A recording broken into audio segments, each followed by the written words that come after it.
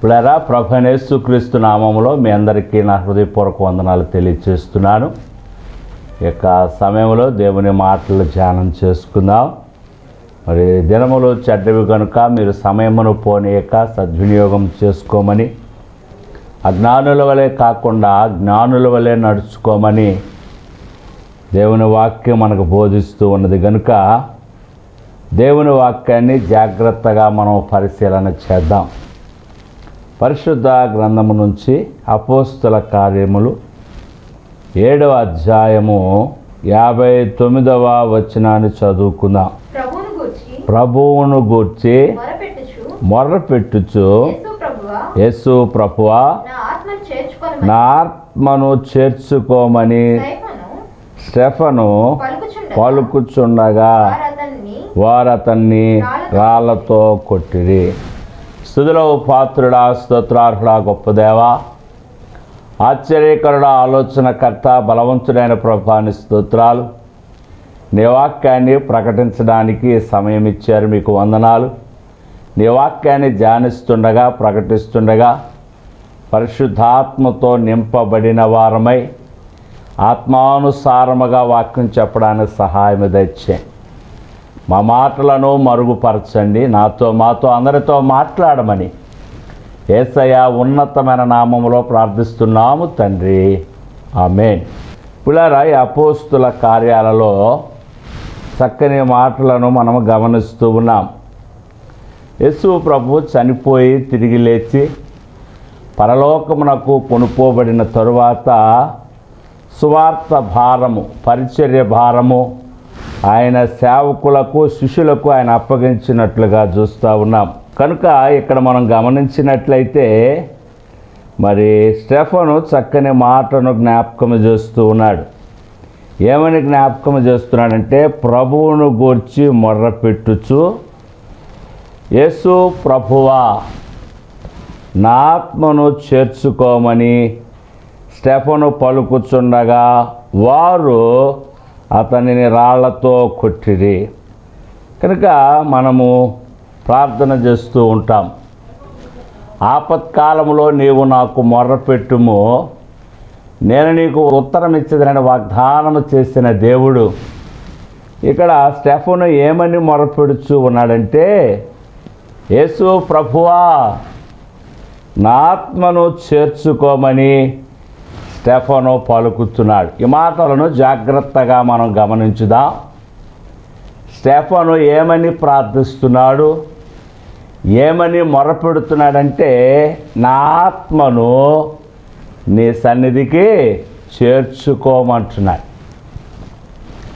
ఇప్పుడు యేసు ప్రభు కూడా శిలువ మీద రమారమి 3 గంటలకి ఇలాంటి మాటనే జ్ఞాపకం చేశాడు. ఏమని జ్ఞాపకం చేశాడంటే, నా ఆత్మను నీకు అప్పగించుచున్నాను తండ్రి, నా ఆత్మను నీకు అప్పగించుచు ఉన్నానని ఆయన ప్రాణము విడిచినట్లుగా చూస్తున్నా. కానీ ఇక్కడ స్టెఫను మాత్రం ఏమని జ్ఞాపకం చేస్తున్నాడంటే, నా ఆత్మను చేర్చుకోమంటున్నాడు. ఇప్పుడారా దేవుని సన్నిధికి చేర్చుకోమంటున్నాడు. సందర్భాన్ని మనం గమనించినట్లయితే యేసు ప్రభు ఈ లోకంలో ఉన్నప్పుడు కొన్ని మాటలు జ్ఞాపకం చేశాడు. యోహాను సువార్త 4వ అధ్యాయము 21వ వచనము నుంచి, అమ్మా ఒక కాలము వచ్చుచున్నది, ఆ కాలమందు ఈ పర్వతం మీదనైనను యెరూషలేములోనైనను మీరు తండ్రిని ఆరాధింపరు, నా మాట నమ్ముడి, మీరు మీకు తెలియని దానిని ఆరాధించువారు, మేము మాకు తెలిసిన దానిని ఆరాధించువారము.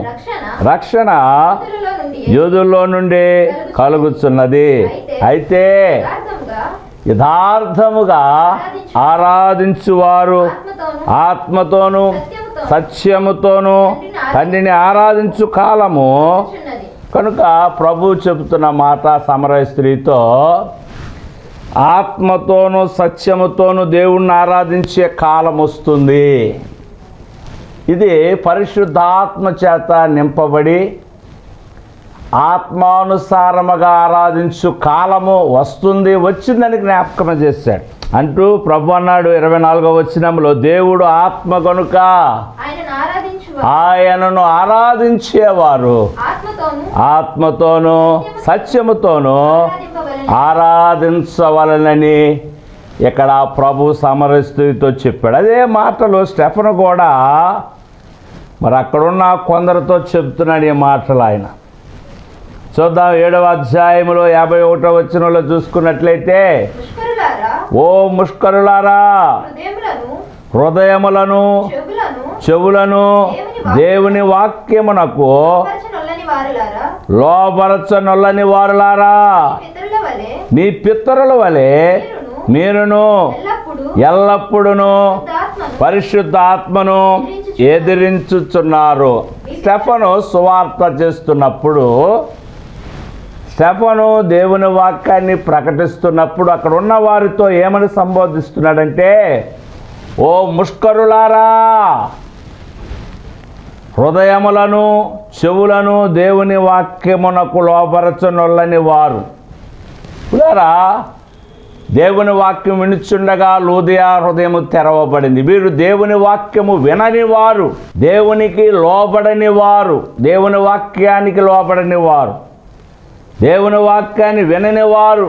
మరి మందిరాల్లో మనం గమనించినట్లయితే వాక్యం చెప్తూ ఉంటే చాలామంది బైబిల్ చదువుతూ ఉంటారు, చెప్పే వాక్యాన్ని వినరు. సోమవారం నుంచి శనివారం వరకు ఇంట్లో వాక్యం చదువుకోవచ్చు, ఎప్పుడైనా చదువుకోవచ్చు. కానీ దేవుని సేవకుడు ఆత్మపూర్ణుడే దేవాలయంలో మాట్లాడుచుండగా ఆ మాటలు మనం వినాలి, విని లోబడాలి. లోపరచనొల్లని వారులారా, మీ పితరుల వలె మీరును ఎల్లప్పుడూ పరిశుద్ధాత్మను ఎదిరించుచు ఉన్నారు. ఇక్కడ స్టెఫన్ ఏమని జ్ఞాపకం చేస్తున్నారంటే, మీరు పరిశుద్ధాత్మను ఎదిరించుతూ ఉన్నారు. యేసు ప్రభు ఏమో దేవుడు ఆత్మ కనుక ఆయన ఆరాధించువారు ఆత్మతోనూ సత్యముతోనూ ఆరాధించమని జ్ఞాపకం చేస్తే, ఇక్కడున్న వీరు పరిశుద్ధాత్మను ఎదిరించుచు ఉన్నట్లుగా చూస్తూ ఉన్నాము. 52వ వచనం కూడా చదువుకుందాం. మీ పితరులు ప్రవక్తలలో ఎవనిని హింసింపక ఉండిరి, ఆ నీతిమంతుని రాకను గూర్చి ముందు తెలిపిన వారిని చంపిరి. ఇప్పుడు అలా గమనించండి, మీరు ఎలా ఉన్నారంటే, మీ పితరులు మరి ఆ నీతిమంతుని రాకను గురించి, మీ పితరులు ప్రవక్తల్లో ఎవరిని హింసింపక ఉండిరి. యేసు ప్రభు అన్నాడు యెరూషలేము నివాసులను చూసి, ప్రవక్తలను చంపువారులారా. ఇప్పుడు అలా గమనించండి, ఇంకా ప్రవక్తలను చంపడమే కాకుండా ఆ నీతిమంతుడు అంటే ఎవరు? యేసు ప్రభు మరొక పేరు, ఆయన నీతిమంతుడు. యేసు ప్రభు రాకన గురించి తెలియపరచడానికి పుట్టినవాడు బాప్తిసమిచ్చు యోహాను.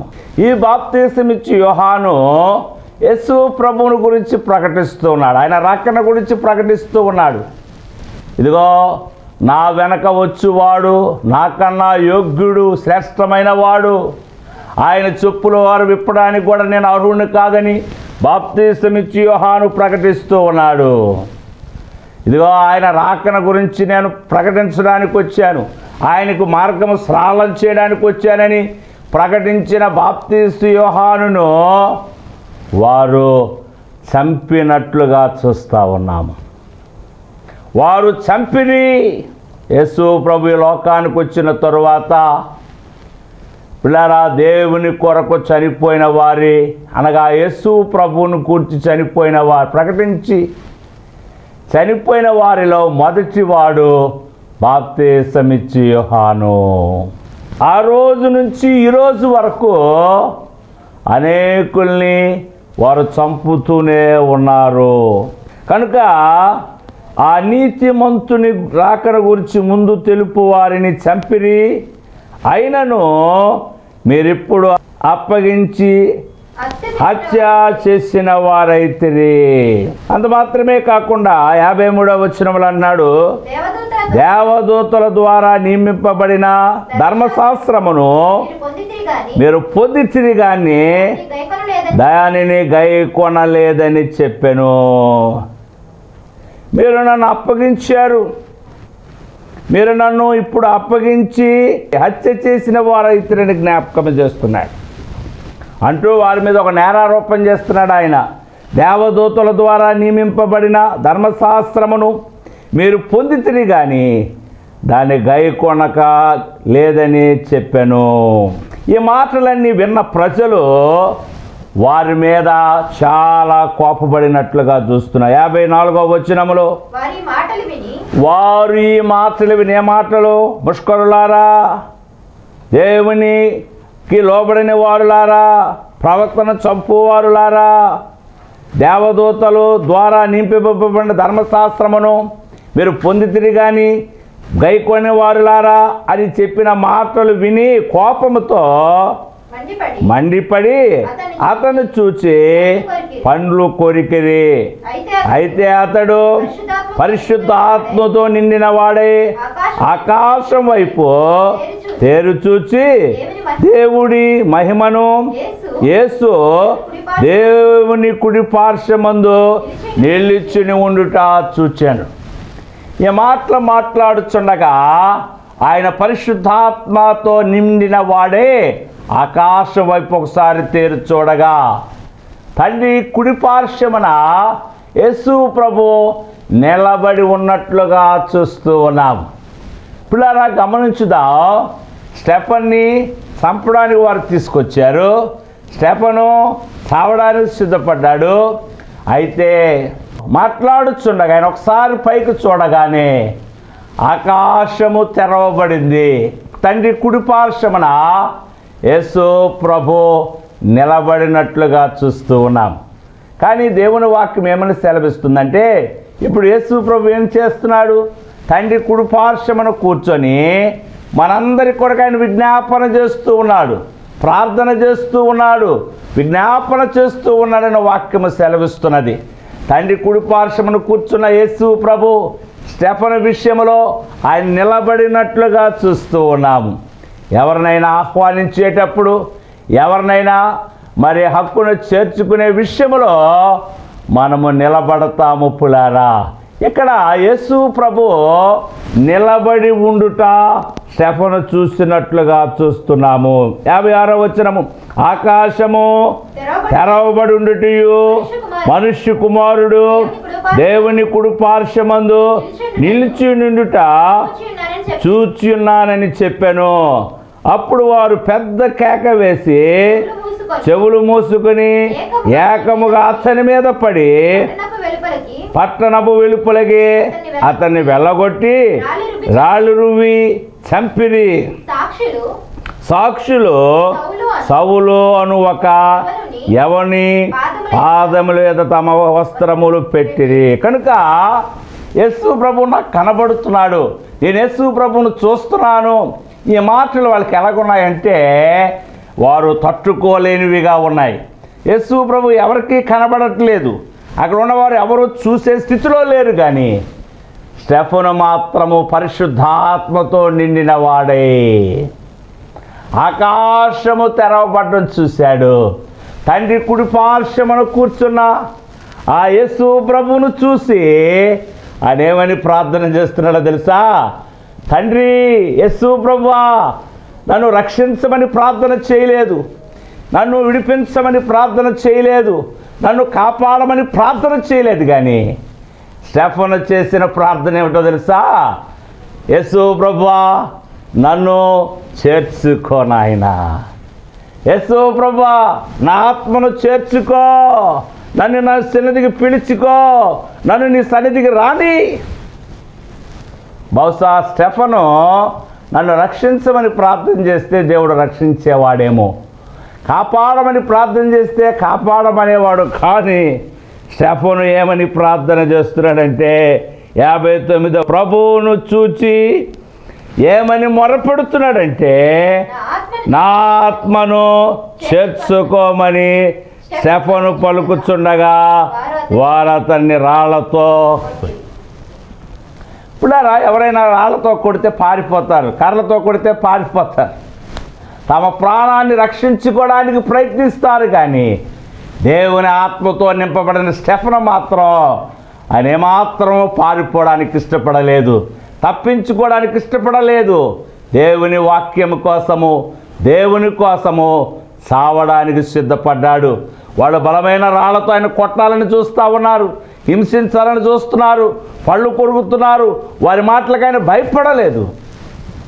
దేవుని ఆత్మతో నింపబడిన వాడు గనుక ఏమని ప్రార్థన చేస్తున్నాడు? ప్రభా, నేను నీ దగ్గరకు వస్తానయ్యా, నన్ను చేర్చుకో నాయన, నా ఆత్మను చేర్చుకో. ఇప్పుడు ఇక్కడ ఏలియా, ఎలీషాలు మనకు కనబడుతున్నారు, గురువు గారు, శిష్యులు.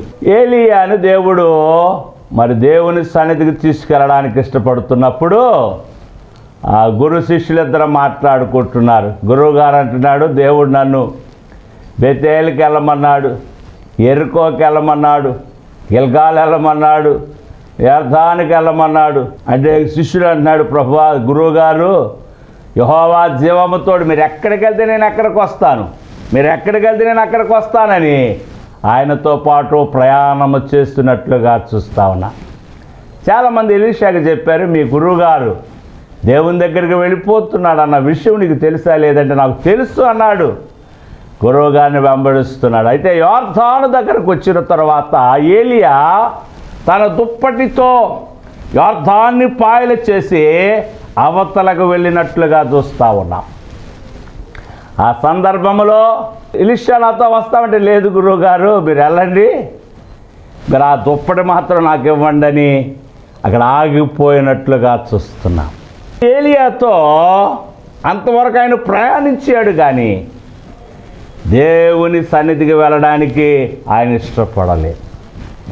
అందుకు ఏలియా అన్నాడు, నేను వెళ్ళినప్పుడు అది దుప్పటి నీకు కనబడితే నువ్వు పొందుకుంటావని ఆయన చెప్పి ఆయన నుండి వేరుపరచబడి అగ్నిరథముల మీద ఆయన కొనిపోబడ్డాడు పరలోకమునకు.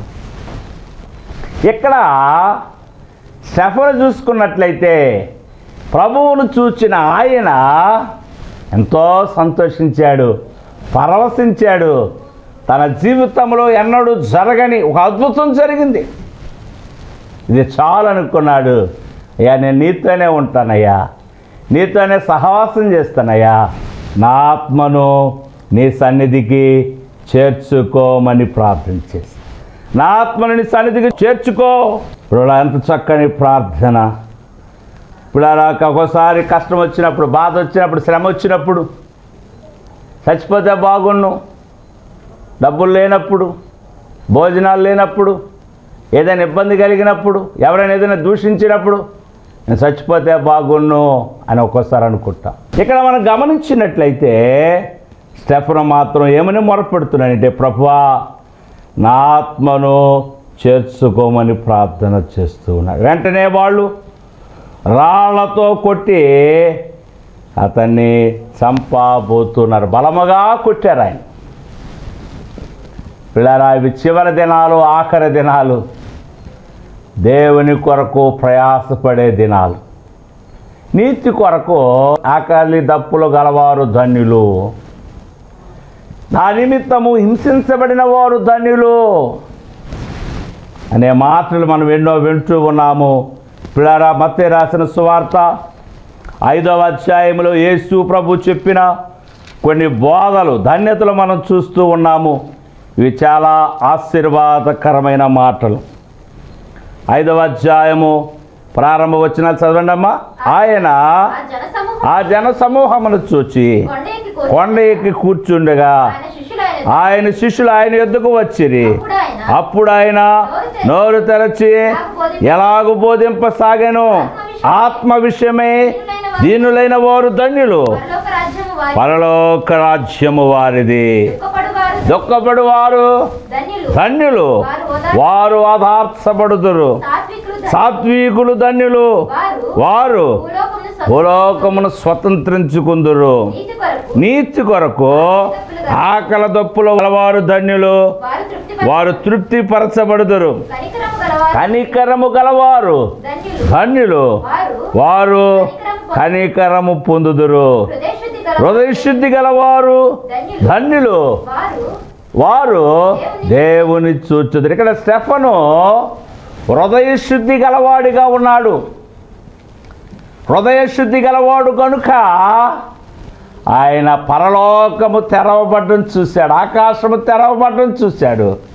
ఆయన కన్నులారా తండ్రి కుడి పార్శ్వమున యేసు ప్రభు నిలబడి ఉండుట ఆయన చూచాడు.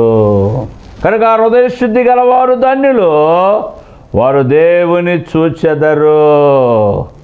9వ వచనం, సమాధానపరచువారు ధన్యులు, వారు దేవుని కుమారులు అనబడుదురు. నీతి నిమిత్తము హింసింపబడువారు ధన్యులు, పరలోక రాజ్యము వారిది. నా నిమిత్తము జనులు మిమ్మును నిందించి హింసించి మీ మీద అబద్ధముగా చెడ్డ మాటలల్లా పలుకున్నప్పుడు మీరు ధన్యులు, సంతోషించి ఆనందించుడి, పరలోకమందు మీ ఫలము అధికమగును. ఎలాగున వారు పూర్వమందుండిన ప్రవక్తలను యేసు ప్రభు ఎప్పుడో చెప్పాడు. నా నిమిత్తము జనులు మిమ్మల్ని నిందించి హింసించి మీ మీదగా చెడ్డ మాటలెల్లా పలుకున్నప్పుడు మీరు ధన్యులు. దేవుని సేవకుల మీద చెడ్డ మాటలు పలుకు రోజులు ఇవి. త్రాగుబోతులని, వారు డబ్బు కాస్యపడేవారని, తిండిబోతులని, దేవుడు భయము లేని వారని, పేదలని, సిగ్గులేని వారని ఎన్నో మాటలు పలుకుతారు. అయితే మీరు సంతోషించండి, ఆనందించండి, పరలోకములో మీ ఫలము అధికములగుతుంది. ఇక్కడ ఇంకో మాటలు జ్ఞాపకం చేసుకుందాం. సమాధానపరుచువారు ధన్యులు, వారు దేవుని కుమారులు అనబడుదురు. సమాధానపరుచువారు ధన్యులు.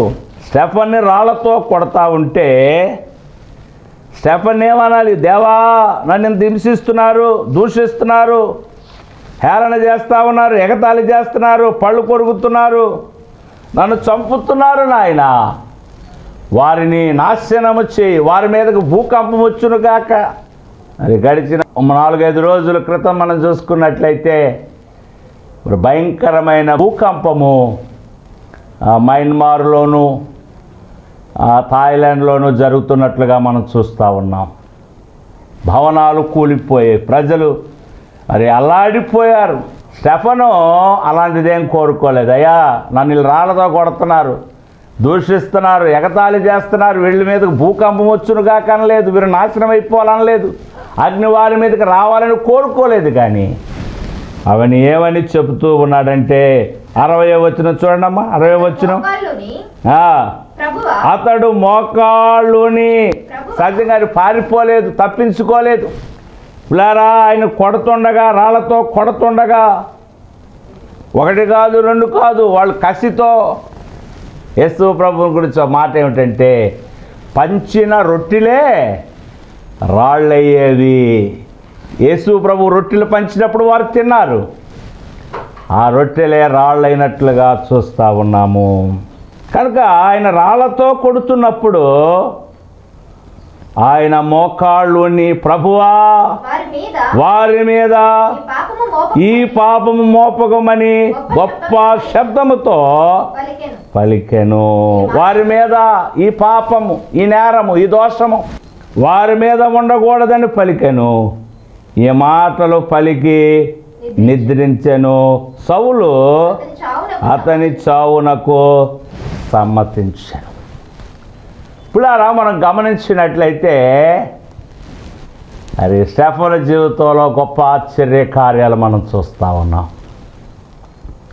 స్టెఫన్ ఏమని ప్రార్థన చేస్తున్నాడంటే, ప్రభువా నా ఆత్మను నీ యొద్దకు చేర్చుకో.